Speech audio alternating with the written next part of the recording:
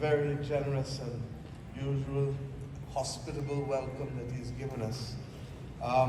In Bahamas, you talk about the family islands, and that's because you make us all feel like family. So we're happy to be here, and I thank him. I will tell you that I claim him as my constituent, and one day he will tell you the story.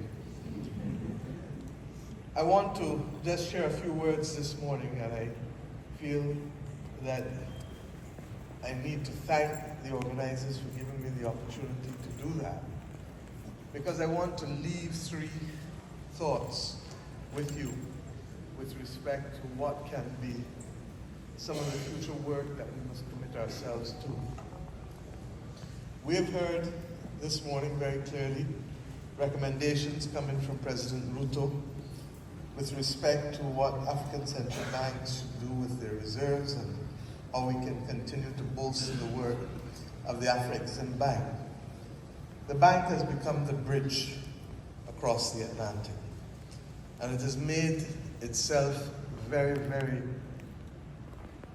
well known, not just to governments, but to ordinary people, because of the presence that it has chosen to have. We keep looking north for investment, but we need to look within and across.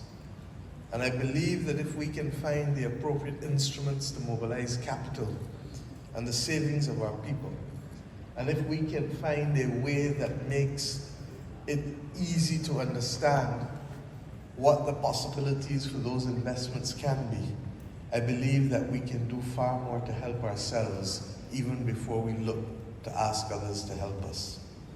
I say so against the background that the reform of the global financial architecture is still critical.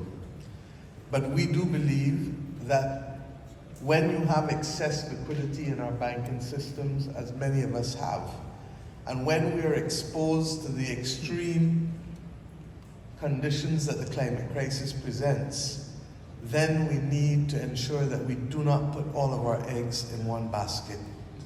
I have been remarking for some time that rather than simply the measurement of GDP, we need also to be measuring gross national income and how we deploy our capital, not just within our boundaries, but regionally and globally.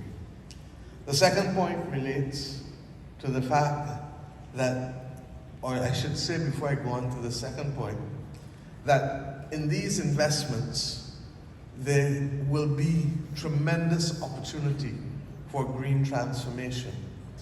We have a date with destiny, particularly in those countries that are on the front line of the climate crisis, because we have a decade or so to adapt and to build the resilience that we need. Barbados will go to Accra next month to take over the chairmanship of the V20 Forum, of which there are 68 countries globally, many from Africa, the Caribbean, and the Pacific, as climate vulnerable countries. Vulnerability and insurance are two issues that we must confront.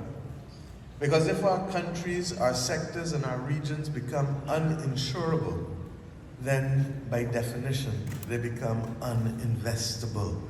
And that then compounds our situation. But worse than that, the financial system that we have come to know is premised on insurance, whether it is for access to mortgages or access to loans for small, medium-sized, or large enterprises.